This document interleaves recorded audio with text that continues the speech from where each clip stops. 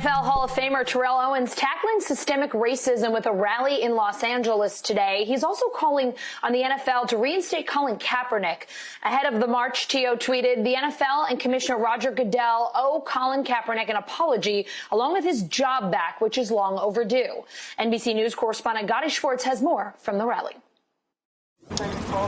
Yeah, listen, this is a small rally that was organized by Terrell Owens, who is a former NFL star. He is saying that the time is now for people to come out and kneel for Colin Kaepernick, the person that started off that kneeling symbol that we see so often now at these protests. Again, going back to 2016, that's when Colin Kaepernick first took a knee during a national anthem, something that a lot of people said was extremely disrespectful. To this day, Colin Kaepernick said instead of sitting down, he decided to kneel because it was a sign of respect, but he was also protesting police brutality. And since then, we've seen that symbol from that one man taking a knee during the national anthem at an NFL game turn into this symbol of solidarity. Now more people taking a knee, and T.O. saying that it is time for the NFL to hire Colin Kaepernick back. He wants to see Colin Kaepernick play. He says that the NFL needs to more than apologize to Colin Kaepernick. They need to include him in their ranks if they want to be serious about moving forward as an organization. A lot of people coming out with Colin Kaepernick jerseys, but really interesting to see so many people here take a knee when 4 years ago it seemed like only Colin Kaepernick was down there on the field taking a knee. A silent protest by one individual turning into something that we're now seeing all around the world. Allison?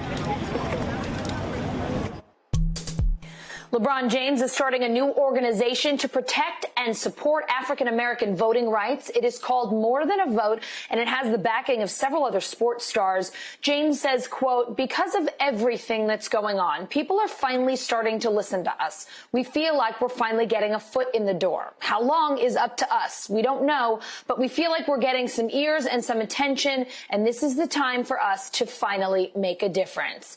Howard Bryant joins me now. He's a senior writer for ESPN and the author of Full Dissidence. Howard, tell us more about what LeBron is doing here.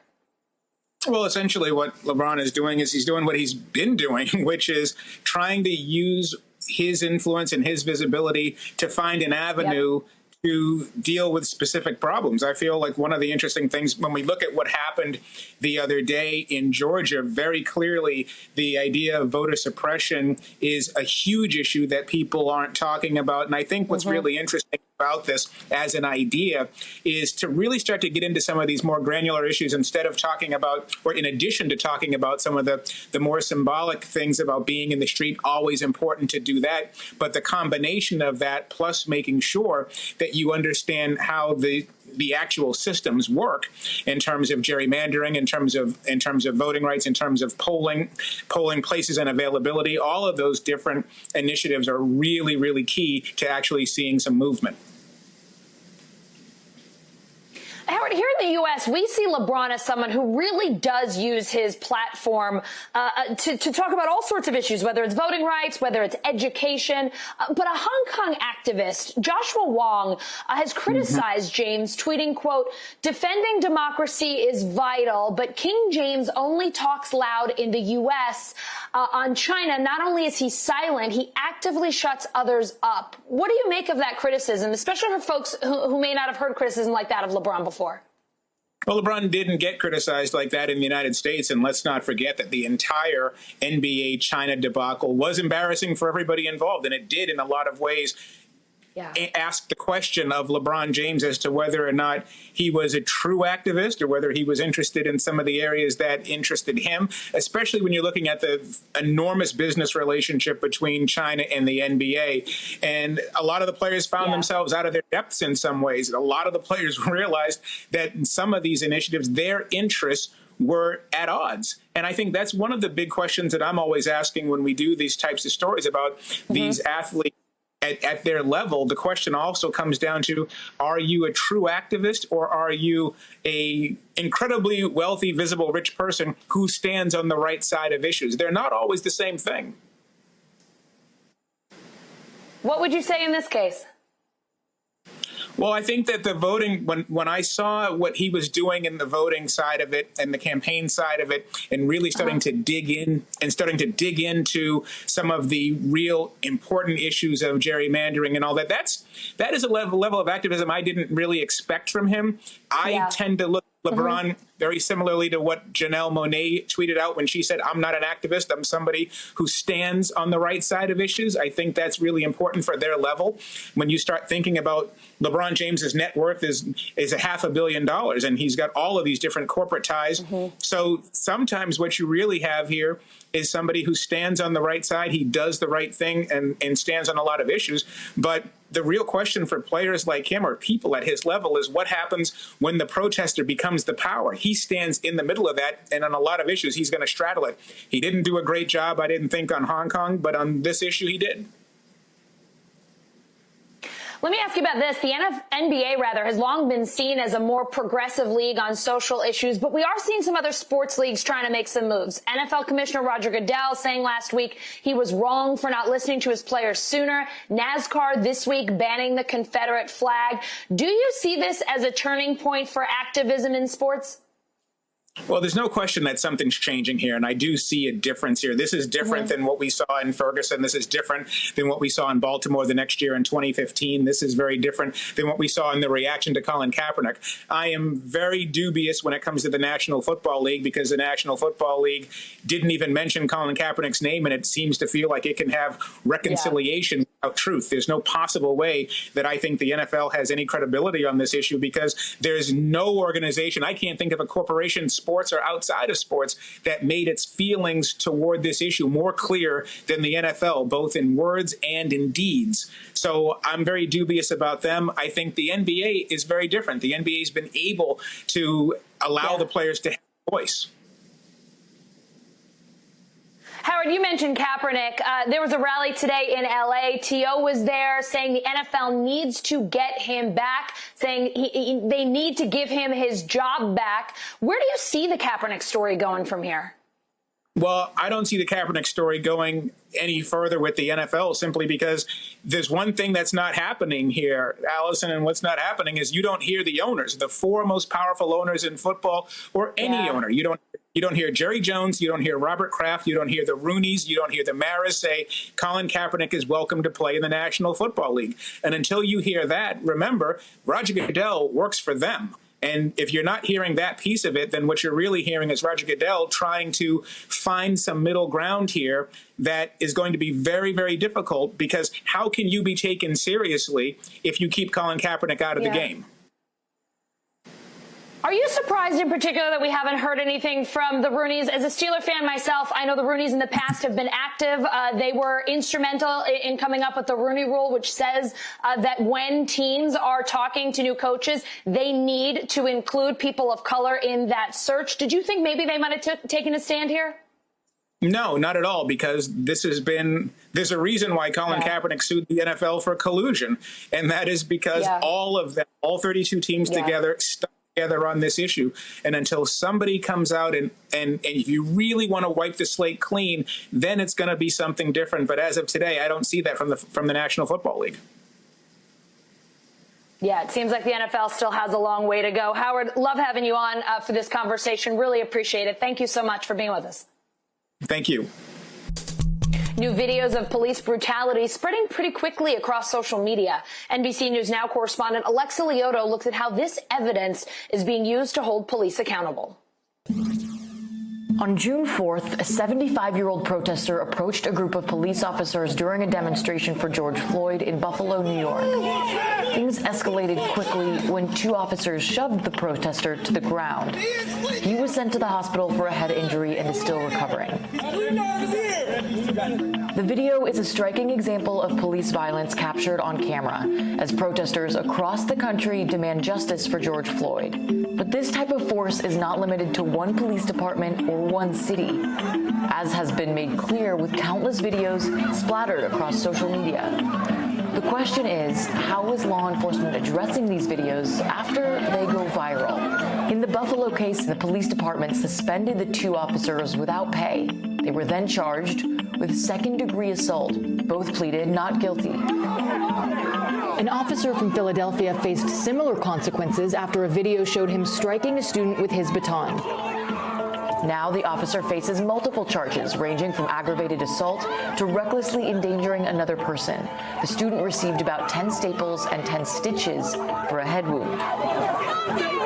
Police Commissioner Danielle Outlaw said in a statement, "As a department, we do not condone the criminal acts of any person, and it is my sincere hope that the district attorney does, in fact, hold all people who cause harm to others equally accountable."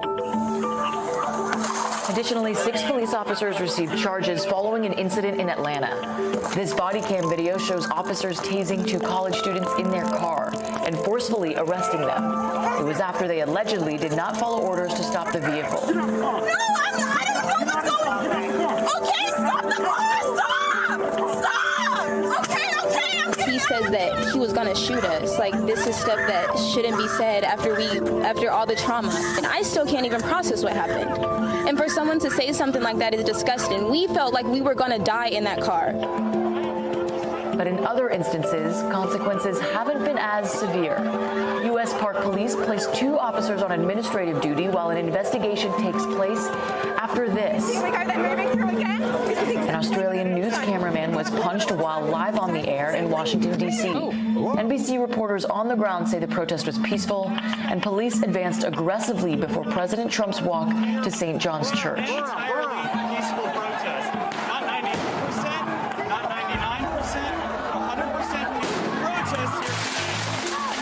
In Louisville, Kentucky, the officer who allegedly fired pepper bullets at a local NBC crew was reassigned pending an investigation. Who were they aiming that at? Now shooting at the photographer. Us, like directly at us. And in Brooklyn, New York, a clip from May 30th appears to show 2 cop cars drive into a crowd of protesters. Authorities say the NYPD has launched an investigation. Anyone that looks at that has to be troubled by what they saw.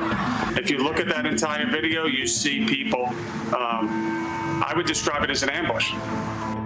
However, another NYPD officer is facing criminal charges after this video surfaced, showing him shoving a protester to the ground. That being said, other cases are still a mystery. The police department in Austin, Texas, hasn't identified the cop whose beanbag round critically wounded Justin Howell.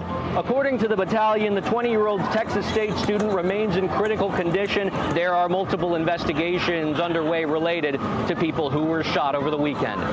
The police chief announced beanbag rounds will no longer be used in crowd situations. Meanwhile, a video from May 30th shows multiple LAPD officers hitting demonstrators with batons. Though we don't know what took place before the recording started, the LAPD told NBC News they didn't have information on the specific incident, but that some protests have led to, quote, dangerous situations for both officers and demonstrators. There are several other videos of alleged police violence that we didn't mention here. And although some of these clashes remain unsolved, many police departments say they're taking the time to review the footage. We've seen fewer examples of police violence caught on camera over the last few days, along with fewer instances of violence overall while large protests continue. The video that captured George Floyd's death captivated the nation and led to the charges of 4 police officers in Minneapolis. In its wake, recorded moments of police violence have led to more accountability and more questioning of police conduct.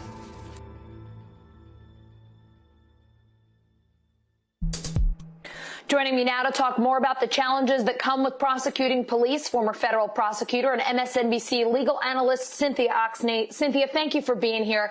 Let's start with the Derek Chauvin case. He's been charged with second-degree murder. What do prosecutors need to prove here, and how do they do that? Well, they need to prove that the top count is really a felony murder count. So they need to prove that the officers assaulted Mr. Floyd, and then in the course of that assault, he died. That's the core of the case. What I expect would happen pretty soon, and the way that will become easier to prove is, my guess is one of the other officers, not Chauvin, but one of the other officers is going to help in that prosecution by pleading guilty and testifying against Officer Chauvin. That seems to be the next big jump in the case. That's what it'll be. Cynthia, what are some of the challenges you see here in the Chauvin case and then in the cases against the other 3 officers who've been charged with aiding and abetting murder and manslaughter? You know, I will tell you that the manner in which this is charged, there aren't the usual challenges that you see in police cases because the videos are so explicit. Okay. Because I do believe there will be, you know, a cooperating officer. And people say to me, you don't need a cooperating officer. It's very helpful because it sets the tone of the case. It explains why did Chauvin and his partner go in there and take over the arrest? You know, what were they saying to each other at the time? You don't hear everything that was happening during the course of the hold and eventually the murder of Mr. Floyd. What did they say right after? What did they write in their notebooks? What have they told each other to say? Those types of things are going to come out in the Chauvin case that don't usually come forward in police cases. There's much more evidence in this one than most. You know, in a normal police case, you don't have. I mean, yes. Go ahead. Well, in every police case, keep going. Yeah, police cases are very difficult because jurors generally say, you know, officers are trying to do the right thing, and 99% of officers are trying to do the right thing. And they don't want to paint all police with this brush, and they want to feel like they're protected in their communities. And so they give the officers the benefit of the doubt. And that's why it's so important to have these videos, and it's so important in police cases to have another officer testify against the defendant. What I found in trying police cases, because I used to do this at the Department of Justice, is the Chauvins of the world, everybody in that police department knows that guy uses too much force. And they don't know how to deal with it within the department. There are lots of good officers who knew that about Chauvin. And they avoid going on arrests with him. They avoid when there's trouble calls to respond because they don't want to be involved in what he did. And so we have to change that culture so that instead they know they have to go to the Chauvins of the world and stop them. And we have not effectively done that, and we have to figure out how to do that, and that's part of this discussion. But my guess is Chauvin had a reputation within the police department. If you just watch the manner in which he put Floyd down and then was so casual about sitting on his neck and leaning in, and someone from the crowd yells at some point, and it's almost like he grinds his knee that much harder. This was a man who was comfortable abusing people. And there are police officers who know it, and they need to testify. Cynthia, it is rare for officers to even get charged with crimes. According to analysis compiled by the Washington Post, from 2005 to 2014, when some 10,000 Americans were killed by police, 153 officers were charged. That's about 1.5%. About 55% of those cases resulted in convictions, most by guilty plea. What are some of the challenges prosecuting law enforcement in general and just even seeing charges brought about? Well, one of the things that we need to do in this is to have a harder look at police departments. You know, since Trump has come in, first of all, the first thing he said was don't be nice. And the second thing that happened is with Sessions and now with Barr, they basically shut the Civil Rights Division down. They basically have said to the section of the Civil Rights Division that oversees police departments and examines them and knows how to figure out what the problems are, they have shut them down. And even in Minneapolis, with all these obvious problems, Barr is not letting them go in there. And we need to do that in order to get a handle on this situation. We also need to empower the local the individual prosecutors in justice, and we haven't done that either. They have also been extremely curtailed since Trump has come in. Those are two things. We can also add a civil rights prosecutor in U.S. attorney's offices and fund that, and that's an important thing to do. This national database, we've been asking for a national database since the 90s of troubling officers. We also need to legislate that officers have a duty to intervene. Now, Minneapolis had, a policy. Oh, you have a duty if somebody's doing it. But we need to legislate it so that it's a crime for these officers when they see too much force being used to intervene. That not only encourages them to do it, it also empowers them to do it. They can say to their fellow officers as you're dealing with culture, I didn't have a choice. I didn't want to be charged. And we need to think of the 85,000 different ways to change the culture and to make the bad apples, to get them out. And so we really stick with protect and serve. Former federal prosecutor and MSNBC legal analyst Cynthia Oxney, thanks so much for being with us. Thank you.